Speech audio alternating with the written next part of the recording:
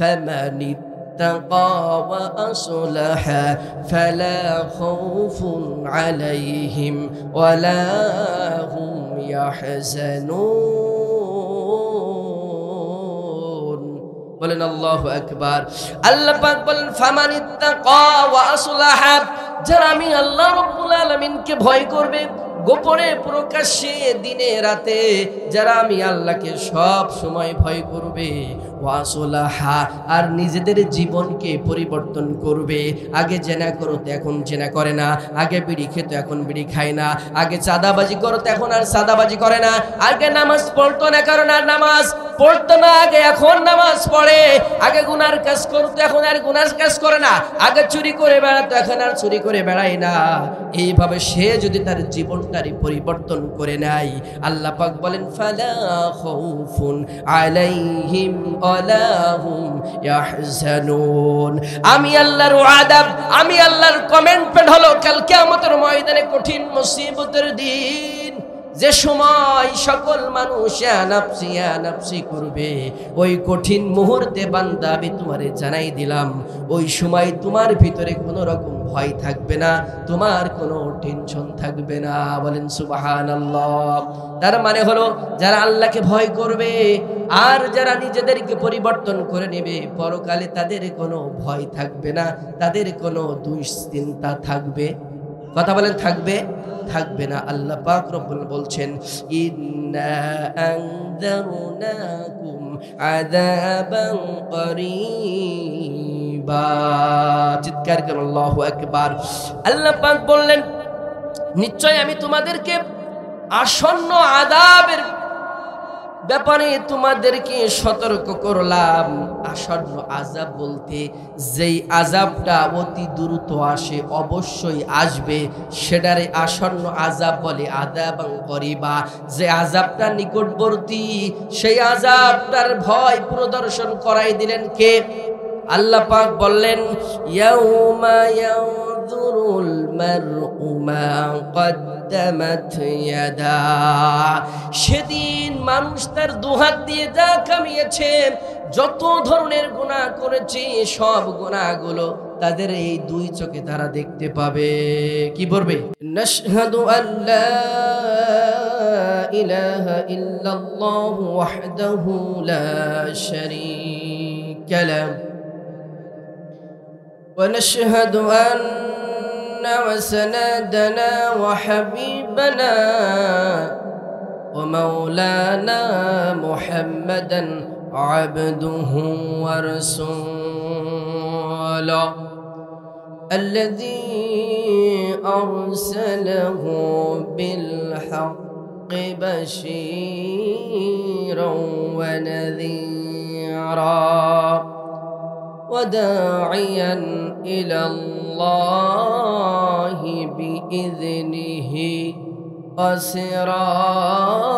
وسراجا منيرا. فقد قال الله تعالى في كلامه المجيد وفرقانه الحميد. সবাই জীবনটারে ছেড়ে দিয়ে পুরুষ কণ্ঠে সবাই আমার সাথে আওয়াজ করে পড়ুন আউযু বিল্লাহি মিনাশ শাইতানির রাজীম বিসমিল্লাহির রাহমানির রাহিম যালিকাল ইয়াউমুল হাক্ক ফামান শাআ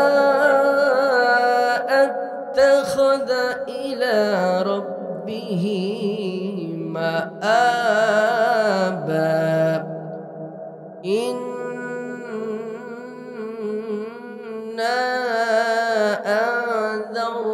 أنذرناكم عذابا قريبا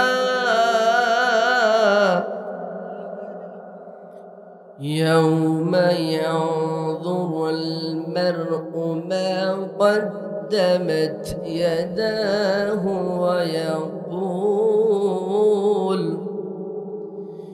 ويقول الكافر يا ليتني كنت ترابا.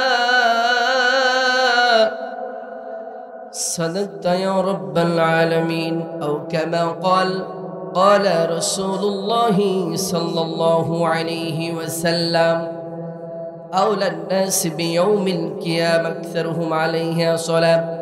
رواه الترمذي. وقال تعالى إن الله وملائكته يصلون على النبي يا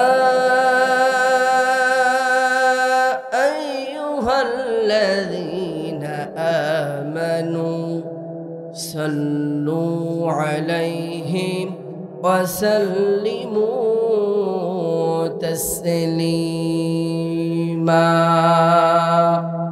সবাই জীবনটার ছেড়ে দিয়ে নবীর প্রতি ভালোবাসা উজাড় করে দিয়ে অত্র এলাকাতে প্রকম্পিত করে আকাশ বাতাসকে ভারী করে বিশ্ব নবীর শানে মহাব্বতের সাথে আমরা দুরূদ ইব্রাহিম পাঠ করছি। সবাই পড়ুন আল্লাহুম্মা সাল্লি আলা মুহাম্মাদিন ওয়া আলা আলি মুহাম্মাদ কামা সাল্লাইতা আলা ইব্রাহিম ওয়া আলা আলি ইব্রাহিম ইন্নাকা হামিদুম মাজিদ। আল্লাহুম্মা বারিক আলা মুহাম্মাদ ওয়া আলা আলি মুহাম্মাদ কামা বারাকতা আলা ইব্রাহিম ওয়া আলা আলি ইব্রাহিম ইন্নাকা হামিদুম মাজিদ।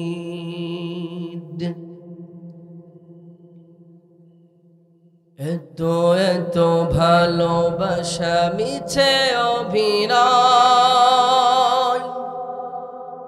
এত এত ভালোবাসা মিছে অভিনয়,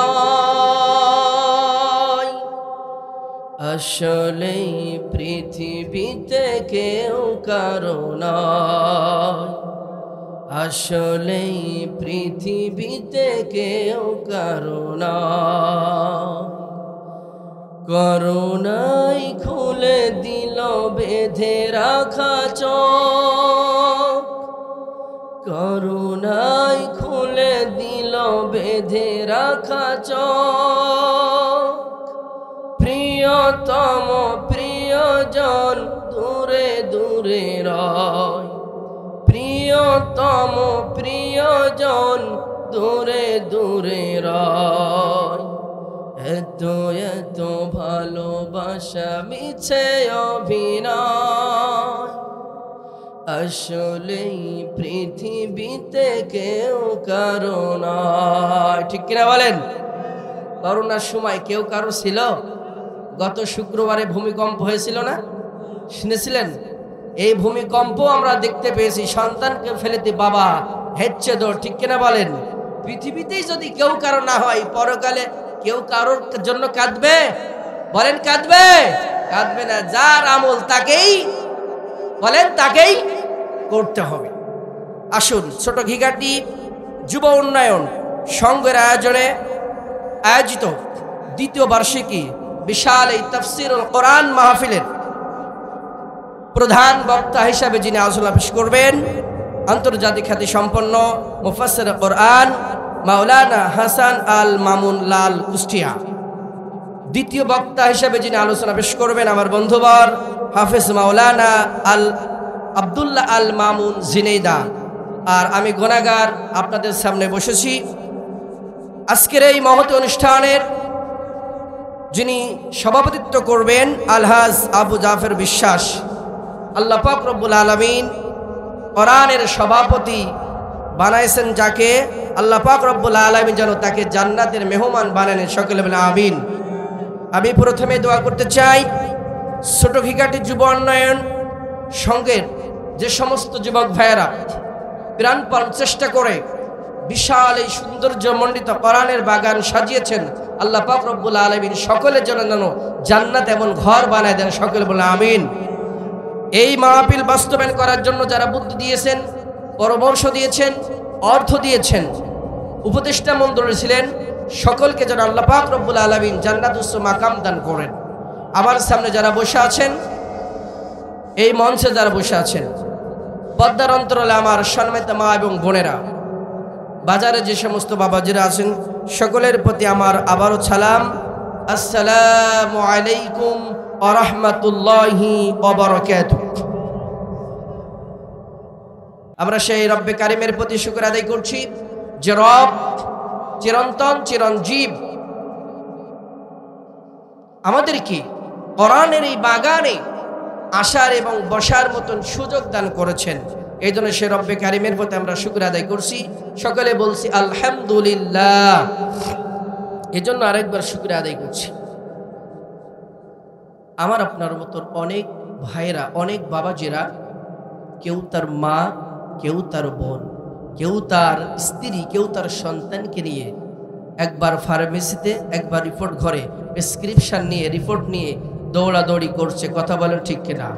যে রব দয়া করে, মায়া করে, রহমতের চাদর আবৃত করে বিশাল কোরআনের বাগানে কবুল করেছেন, সেই রবকে সন্তুষ্টি করার জন্য ছোট ঘিঘাটি আর্ট সেন্টারকে প্রকম্পিত করে, আকাশ বাতাসকে ভারী করে, শরীরের সমস্ত শক্তি কণ্ঠনালীর কাছে এনে চিৎকার করে শুকরিয়া আদায় করা যাবে কি? বলেন আলহামদুলিল্লাহ। আর একবার বলেন আলহামদুলিল্লাহ। আল্লাহ সুবহানাহু ওয়া তাআলা কোরআনুল কারীমে কত চমৎকার করে তিনি জানাই দিচ্ছেন, ওয়ালাউ নাশাউ লাতামাসনা আলা আয়ুনিহিম ফাসতাবাকুস সিরাতা ফাআন্না ইউবসিরুন। চিৎকার করে বলেন আল্লাহু আকবার। আল্লাহ পাক রব্বুল আলামিন সূরাতুল ইয়াসিনের 66 নম্বর আয়াতে কারিমার ভিতরে তিনি বলছেন, বান্দা আমি যদি চাইলে তোমার দুটি চোখ অন্ধ করে দিতে পারতাম। আমি আল্লাহ যদি চাইতাম চোখবিহীন তোমাকে দুনিয়াতে প্রেরণ করতে পারতাম। আর যদি চোখবিহীন দুনিয়াতে প্রেরণ করতাম, তুমি চাইলেই পথ চলতে পারতে না, প্রত্যাবর্তন করতে পারতে না। কথা বলেন ঠিক কিনা? কোন অন্ধ মানুষকে মাহফিলে এসেছে, আসে নাই, তার মানে যাদেরকে আল্লাহ দয়া করে মায়া করে দুটি চোখ দিয়েছেন, তারাই চোখ দিয়ে দেখে দেখে মাহফিলের এই ময়দানে এসেছে। কথা বলেন ঠিক কিনা? এই জন্য আল্লাহ পাক রব্বুল আলামিন দয়া করে মায়া করে আমাদের যে দুটি চোখ দিয়েছেন, এই চোখের নিয়ামতের শুকরিয়া আদায় করে শেষ করা যাবে না। কথা বলেন ঠিক কিনা? এই পাশে দেখেন দুটি ক্যামেরা আছে, একটা প্রজেক্টর আছে, একটা ক্যামেরা আছে। বেশি মেগাপিক্সেল নয়, পৃথিবীতে সর্বোচ্চ ক্যামেরা 120 মেগাপিক্সেলের হয়।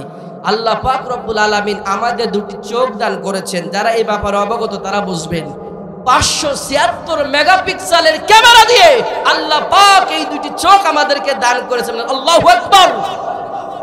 পৃথিবীতে এমন ক্যামেরা কিয়ামত পর্যন্ত কেউ বানাতে পারবে না, যে ক্যামেরা আল্লাহ পাক আমাদেরকে এমনিতে দান করেছেন। বলেন আলহামদুলিল্লাহ। বিশ্বনবীর শানে আমরা দুরূদ ও সালাম প্রেরণ করছি। নির্যাতিত, নিষ্পেষিত, অবহেলিত মানুষের বন্ধু যে নবীর আদর্শ আজ গোটা পৃথিবীর মানুষ মেনে নিত, প্রতিদিন পূর্ব দিগন্ত থেকে সূর্য উদিত হওয়া যেমন সত্য, পশ্চিম দিগন্তে সূর্য অস্তমিত যাওয়া যেমন সত্য, মানুষ যদি রাসূলের আনিত বিধান এবং তার চরিত্রকে, তার আদর্শকে, তার সুন্নাহকে মেনে নিত, গোটা পৃথিবীর রূপচিত্র, গোটা পৃথিবীর মানুষের চরিত্র এমনিতেই পাল্টে যেত। এটাও তেমন সত্য। কথা বলেন ঠিক কিনা? সেই নবীর শানে মহব্বতের সাথে আমরা দুরূদ ও সালাম প্রেরণ করছি। সকলেই বলছি সাল্লাল্লাহু আলাইহি ওয়াসাল্লাম। সম্মানিত উপস্থিতি, আমি আপনাদেরকে সাথে নিয়ে সূরাতুন নাবা, কি সূরা বলেন? সূরাতুন নাবা 39-40 নম্বর আয়াতে কারিমা তেলাওয়াত করেছি। আয়াতের আলোকে আমার আজকের আলোচ্য বিষয় হলো আল্লাহ পাক রব্বুল আলামিন কুরআনুল কারীমের ভিতরে 9টি আফসোসের কথা বলেছেন। কয়টি আফসোস? 9টি আফসোস। প্রত্যেকটা কথা কোরআন দিয়ে বলার চেষ্টা করবে ইনশাআল্লাহ। মানুষ, আমরা যারা এখানে আছি, আমরা আজ হোক কাল হোক সবাই মারা যাব না? মারা যাওয়ার পরে মানুষ আফসোস করবে। কি করবে? আফসোস করবে। কি ধরনের আফসোস করবে আল্লাহ কুরআনুল কারীমে আগে থেকে আমাদেরকে জানাই দিয়েছেন। বান্দা, লাউহে মাহফুজ থেকে কোরআন পাঠিয়েছে গোটা 23টি বছর ধরে আমার রাসূলের উপরে। আমার রাসূলের 63 বছর জিন্দেগি ছিল। এটা তোমাদের জন্য চলার একটা গাইডলাইন। এটা যদি মেনে নাও আলহামদুলিল্লাহ, তোমরা আর আফসোস করবা না। কিন্তু এই অনুযায়ী যদি তোমরা তোমাদের জীবনটা পরিচালনা না করো, তাহলে অবশ্যই তোমরা কিয়ামতের ময়দানে আফসোস করবা। কি করবা? আফসোস করবা। কি ধরনের আফসোস আমরা করব আল্লাহ পাক কুরআনুল কারীম রেকর্ড করে জানাই দিয়েছেন। এটা পরীক্ষার আগে প্রশ্নপত্র ফাঁস। তাহলে পরীক্ষার আগে যদি প্রশ্নপত্র ফাঁস হয়, পাশ করা সহজ না কঠিন? সহজ না কঠিন? তারপরও বেশি মানুষ ফেল করছে। বেশি মানুষ কি করছে? ফেল করছে। আল্লাহ আমাদের প্রশ্ন সব ফাঁস করে দেয় নাই? কি করলে জান্নাত, কি করলে জাহান্নাম, এটা কোরআনে নাই? বলেন কোরআনে নাই? হাদিসে নাই? কিন্তু আমরা কি তা মানছি? আমি আপনাদেরকে অনুরোধ করব, বিশাল এই বাগান, এটা কিন্তু আমাদের জীবনকে পরিবর্তন করার একটা জায়গা। ঠিক কিনা বলেন? আপনারা এসেছেন শুনতে, আমরা এসেছি বলতে।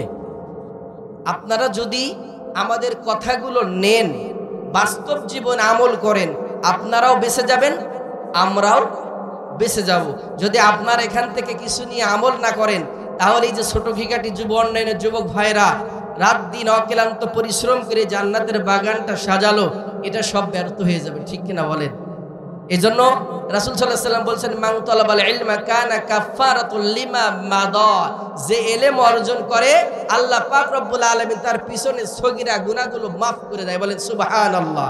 তাহলে এখান থেকে আমরা আজকে ইলম অর্জন করব, জ্ঞান অর্জন করব, যেটা আমাদের ব্যক্তিগত জীবনে মাইক ফল হবে। ঠিক কিনা?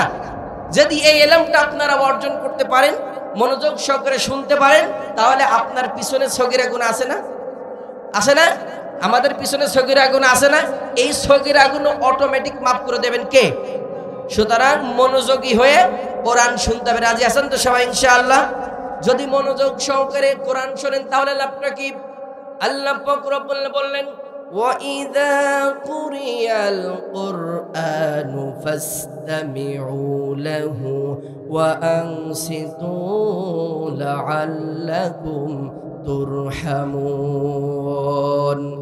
যদি বান্দা 2টি কোয়ালিটি ফলো করে, 2টি গুণ অর্জন করে কোরআন শ্রবণ করার সময়, তাহলে আমি আল্লাহ পাক রব্বুল আলামিন বৃষ্টি ধারা নাই আমার ওই বান্দাদের উপরে রহমত নাজিল করব। কি করব? রহমত নাজিল করব। আল্লাহ পাক বলেন, যেখানে কোরআন তেলাওয়াত করা হয়, কোরআনের কথা বলা হয়, কোরআনের আলোচনা করা হয়, এখানে যারা থাকবে তাদের গুণ হতে হবে 2টা। একটা হলো চুপ করে থাকবে, 2 নম্বর হলো মনোযোগ সহকারে শুনবে।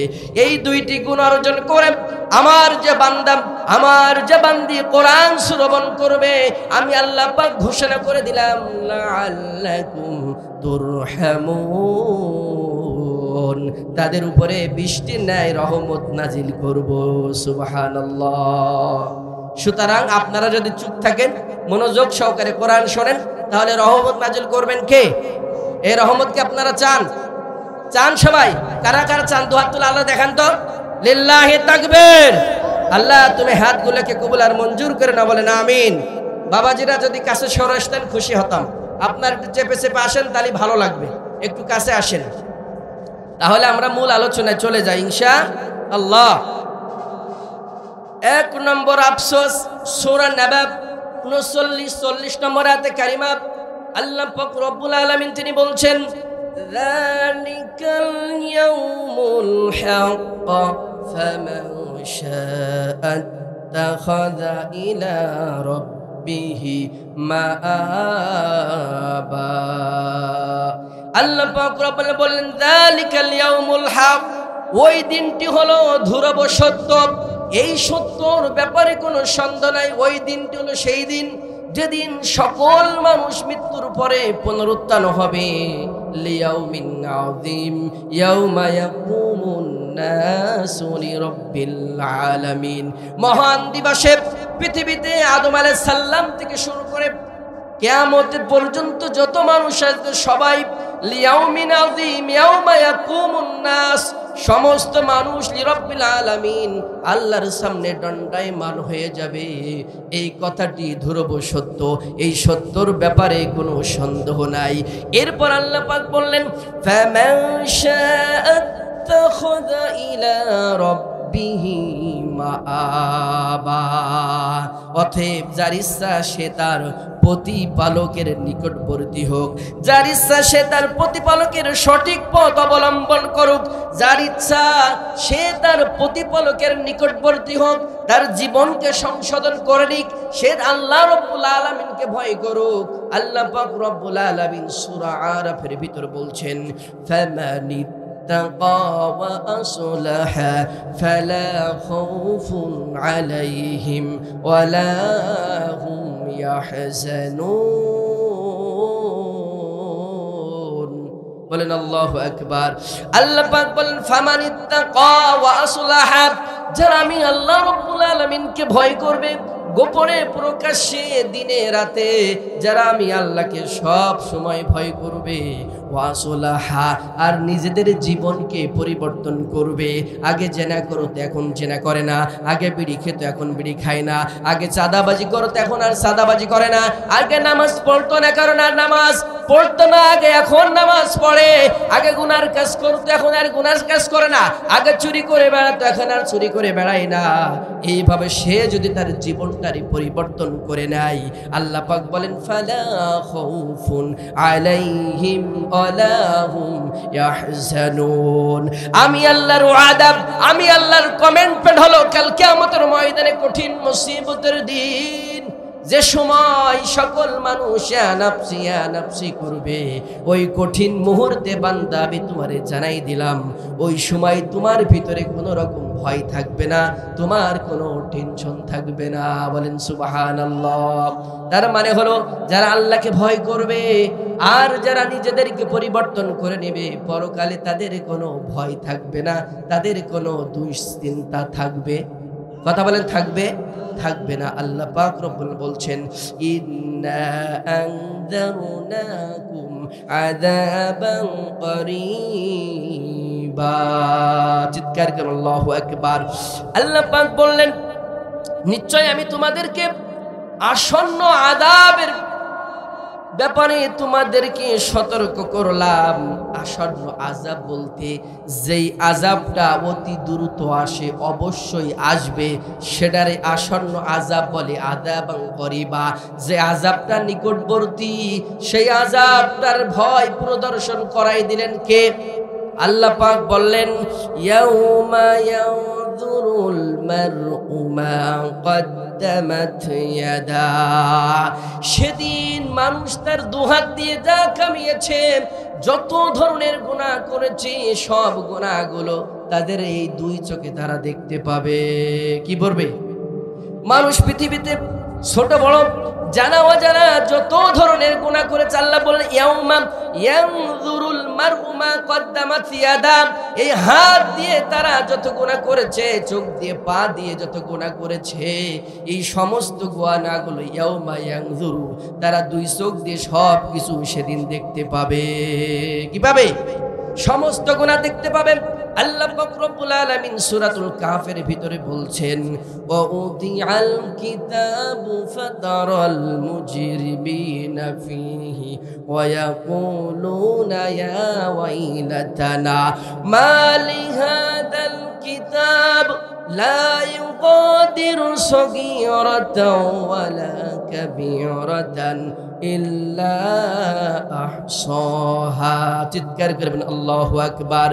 আল্লাহ পাক রব্বুল আলামিন বলেন হে রাসূল আপনি দেখবেন পাপীদেরকে সেদিন আতঙ্কগ্রস্ত দেখবেন। এই পাপীরা সেদিন আফসোস করে করে বলবে লা ইউগাদিরু সগীরাতাও ওয়ালা কাবীরাতান ইল্লা আহসাহা। এবার কেমন আমলনামা, এবার কেমন আমলনামা, কি আশ্চর্যজনক আমলনামা। এতে তো ছোট গুনাহ বাদ যায় নাই, বড় গুনাহ বাদ যায় নাই। আমার জীবনের শুরু থেকে এবং শেষ পর্যন্ত যেখানে আগানে বাগানে মাঠে ঘাটে রাজপথে গোপনে প্রকাশ্যে যত গুনাহ করেছি সব গুনাহ থেকে পাই টু পাই লেখা রয়েছে। তার আতঙ্কগ্রস্ত হয়ে যাবে আর বলবে কি আশ্চর্য কিতাব, এবার কেমন আমলনামা, যেখানে ছোট গুনাহ বাদ পড়ে নাই, বড় গুনাহগুলো বাদ পড়ে নাই। এই আফসোস সেদিন তার করবে। আল্লাহ পাক বলেন ওয়ায়াকুলুল কাফিরু ইয়া লাইতানি কুনতু তুরাবা। আর সেদিন কাফেররা বলবে হায় আফসোস আমাদের জন্য, আমরা যদি মানুষ না হয়ে মাটি হতাম। মানুষের প্রথম আফসোস হবে আফসোস, আমরা যদি মানুষ না হয়ে মাটি হতাম। কি হতাম বলেন? মাটি হতাম। আল্লাহ পাক রব্বুল আলামিন যেদিন কিয়ামতের মাঠ কায়েম করবেন, যেদিন সকলের বিচার ফয়সালা করবেন, ওই দিন আল্লাহ পাক চতুষ্পদ সমস্ত জন্তুকে তিনি হাজির করবেন। তাদেরকে হাজির করার পরে তাদের মাঝে বিচার ফয়সালা করা হবে। সিংবিহীন পশু সিংবিহীনকে, সিংওয়ালা পশু সিংবিহীন পশুকে যখন আঘাত করেছিল, আল্লাহ পাক যার সিং ছিল না ওরে সিং দিয়ে বলবে তুই ওর একটা গুতা মার। গুতা মেরে যখন সমান হয়ে যাবে, বিচার ফয়সালা এভাবে কমপ্লিট করার পরে আল্লাহ পাক রব্বুল আলামিন সেদিন বলবেন এবার মাটি হয়ে যাও। ওই সময় এই কাফেররা দেখে বলবে ওয়ায়াকুলুল কাফিরু ইয়া লাইতানি কুনতু তুরাবা, হায় আফসোস আমরা যদি মানুষ না হয়ে মাটি হয়ে যেতাম। তারা কি বলবে? আফসোস আমরা যদি মানুষ নয় মাটি হয়ে যেতাম। কিন্তু সে সময় কি আর মাটি হওয়ার সুযোগ মানুষের থাকবে? কথা বলে থাকবে? থাকবে না। একই সাথে আমি যদি একটা চমৎকার উদাহরণ আপনাদেরকে দিই, সূরাতুল রহমানের 46 নম্বর আয়াতে কারিমার নাজিলের উদ্দেশ্য। আবু বকর সিদ্দিক রাদিয়াল্লাহু তাআলা আনহু একদিন দাঁড়িয়ে আছেন। তিনি এমন একজন ব্যক্তি, সে ব্যক্তির সাথে কারো তুলনা করা যায়। তাকে স্বয়ং আল্লাহ পাক রব্বুল আলামিন সালাম দিয়েছেন আবু বকর সিদ্দিক রাদিয়াল্লাহু তাআলা আনহুকে। তিনি একদিন দাঁড়িয়ে আছেন, হঠাৎ করে তার মাথায় চিন্তা আসলো কিয়ামতের মাঠের ভয়াবহর কথা, জাহান্নামের কঠিন থেকে কঠিন তীব্র লাঞ্ছনাকার অপমানকর শাস্তির কথা তিনি স্মরণ করলেন। এই তীব্র শাস্তির কথা তিনি যখন স্মরণ করলেন, তখন আফসোস করে বলেন আহারে মানুষ না হওয়াই ভালো ছিল। মানুষ না হয়ে যদি আমি ঘাস হতাম, পশুতে চড়ে খেয়ে যেত, এটাই আমার জন্য ভালো হতো। আপনি চিন্তা করেন, যার ব্যাপারে জান্নাতের সার্টিফিকেট আগে থেকে আল্লাহ জান্নাতের ঘোষণা দিয়েছেন, এমন একজন সাহাবী যাকে স্বয়ং আসমান থেকে আল্লাহ রাব্বুল আলামিন নিজে সালাম দিয়েছেন, এমন একজন সাহাবী জাহান্নামের তীব্রকর যন্ত্রণাদায়ক লাঞ্ছনাদায়ক শাস্তির কথা তিনি ভাবলেন আর বললেন আহারে আমি পশুর খাদ্য হতাম, যদি ঘাস হতাম, এটাই আমার জন্য ভালো ছিল। আল্লাহ পাক রব্বুল আলামিন এই কথা জানে কি জানে না?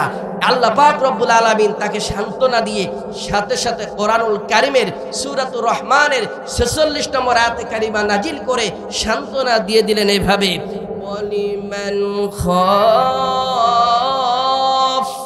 ওয়ালিমান খাফা মাকামা রাব্বিহি জান্নাতান।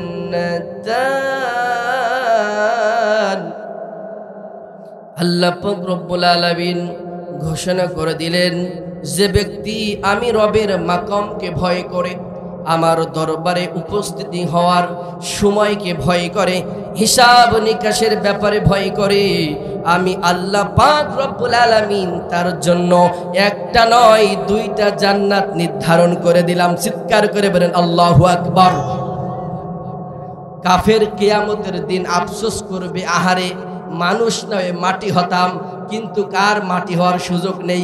কিন্তু আপনি আমি যদি এখন আফসোস করি, জাহান্নামের ভয়ে যদি নিজেকে এভাবে সাজাতে পারি, আমাদের জন্য জান্নাত কয়টা? কথা বলেন, জান্নাত কয়টা? দুইটা। তাহলে আফসোস করবেন মরার পরে না মরার আগে? এই কথা বলেন, আফসোস করেন মরার পরে না আগে? মরার আগে। আমাদেরকে এখন আফসোস করতে হবে, জীবনে কত গুনাহ করেছি, কত মিথ্যা কথা বলেছি। আজকে এখান থেকে শপথ করে বেরোবো, জীবনে আর গুনার কাজ করব না।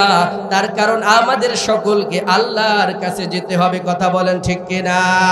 আল্লাহর কাছে যেতে হবে না?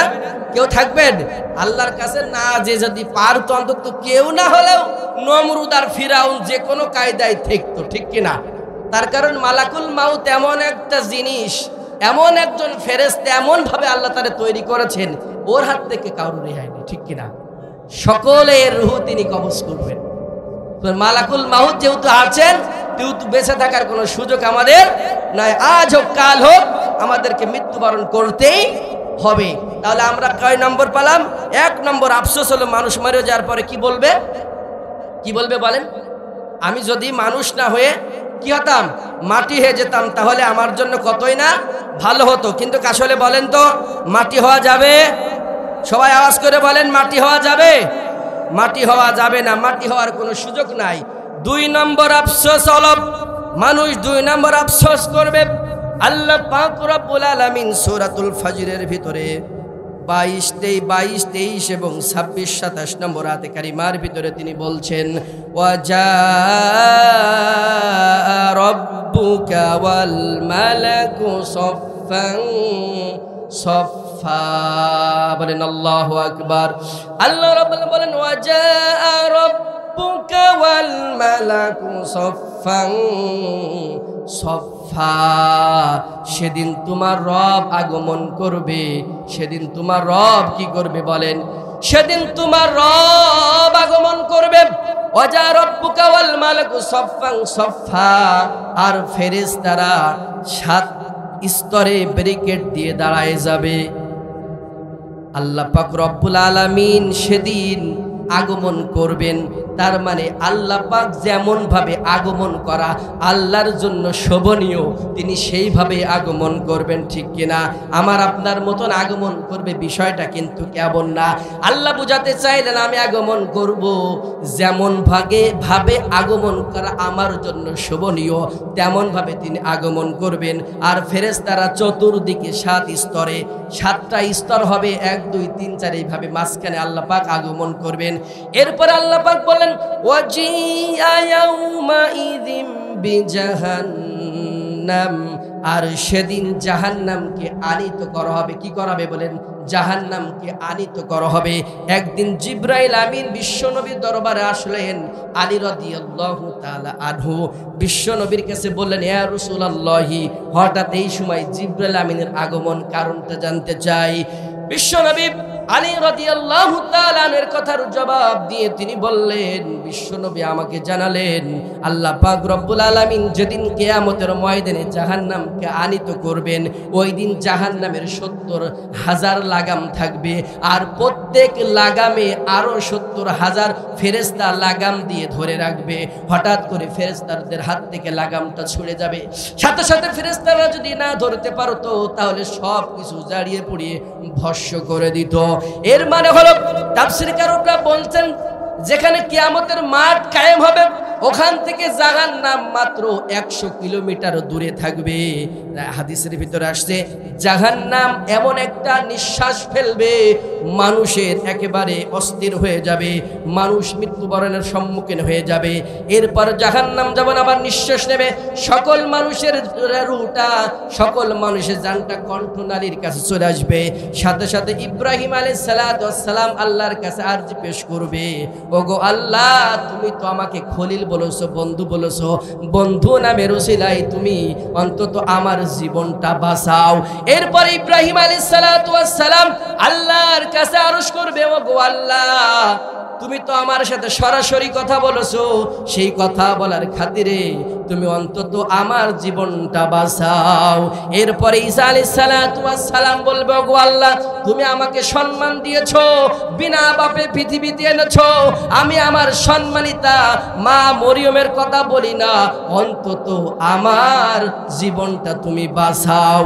এইভাবে সকল যখন আরজি পেশ করবেন, সর্বশেষ জনাবে মুহাম্মদুর রাসূলুল্লাহ সাল্লাল্লাহু আলাইহি ওয়াসাল্লাম আল্লাহর কাছে বলবে, গো আল্লাহ, আমি তোমার কাছে আমার জান ভিক্ষা চাই না, আমি বলি ইয়া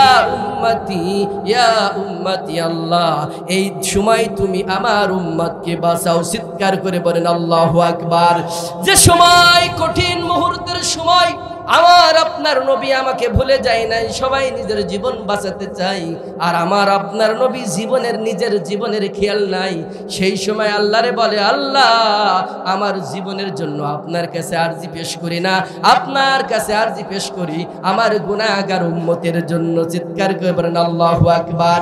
সুতরাং সেই নবীর আদর্শ যদি আপনি আজকে মেনে না নেন, সেই নবীর আদর্শ যদি প্রতিষ্ঠা করার আন্দোলনে যদি আপনি শামিল না হন, কাল কিয়ামতের ময়দানে কোন মুখ নিয়ে আল্লাহর কাছে দাঁড়াবেন? কথা বলেন ঠিক কিনা?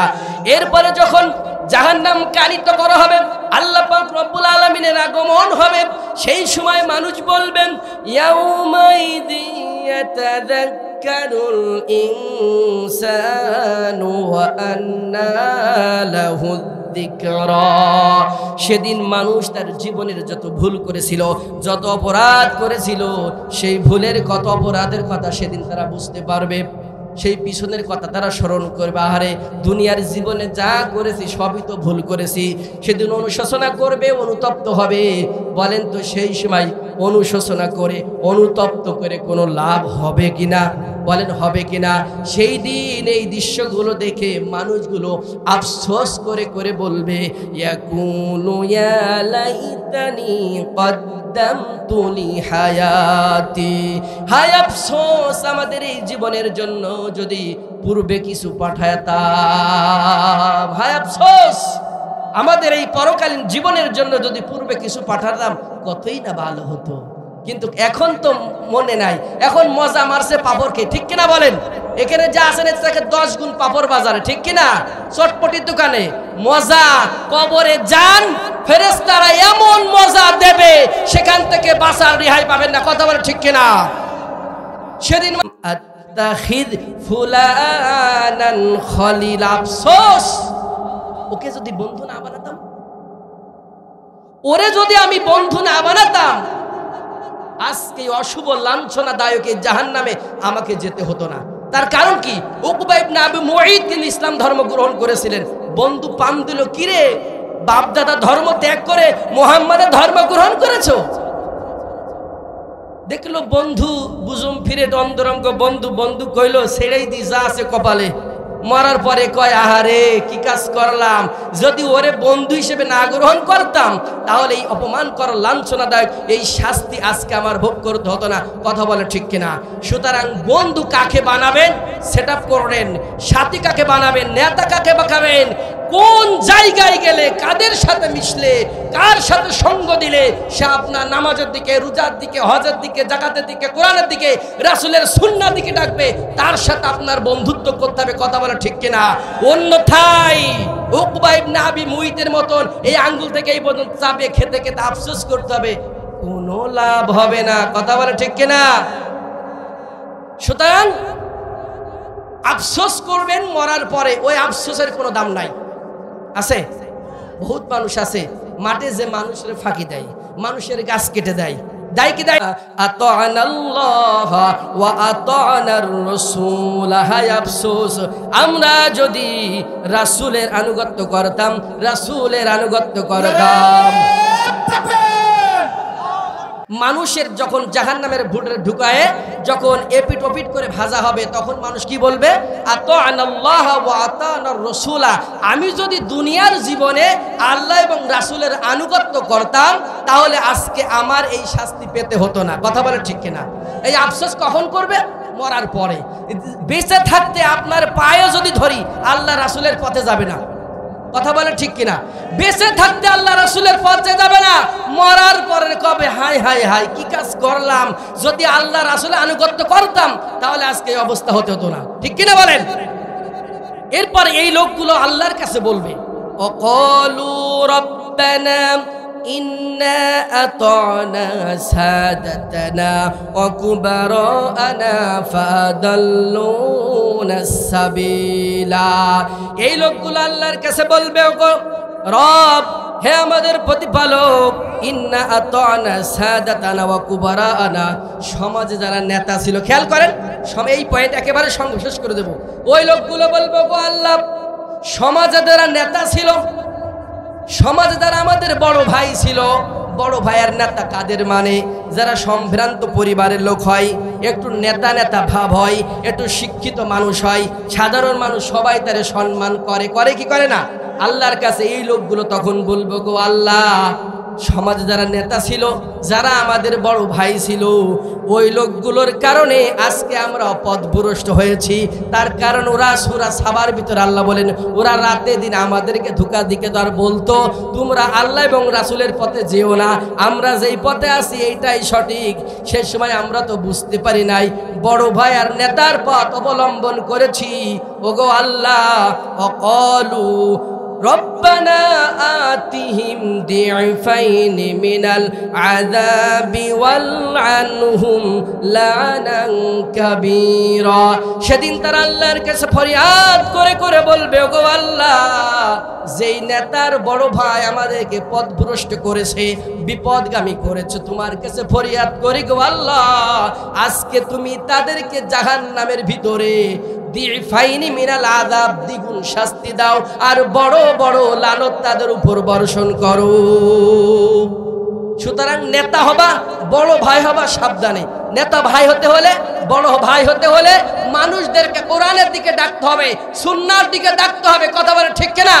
তা না হলে এই কর্মীরাই আপনাদের বিরুদ্ধে মামলা দিবে, বাঁচার কোনো সুযোগ নাই, কথা বলে ঠিক কিনা? সুতরাং আমরা সিদ্ধান্ত নিতে চাই, মরার পর আফসোস করব না।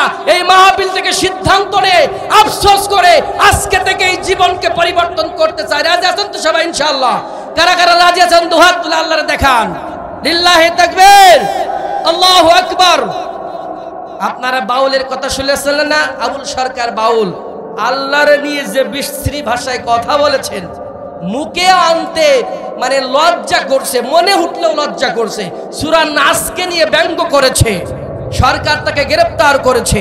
আমরা সরকারকে সাধুবাদ জানাতে চাই এবং এই দাবি আমরা সরকারের কাছে করতে চাই, পরবর্তীতে কেউ যদি আর একবারের জন্য আল্লাহকে নিয়ে, নবীকে নিয়ে, রাসূলকে নিয়ে, কোরআনকে নিয়ে কটূক্তি করে, রাজপথে গলার পরে পা দিয়ে জিহ্বাকে টেনে ছিঁড়ে কুত্তা দিয়ে খাওয়াতে হবে, কথা বলে ঠিক কিনা?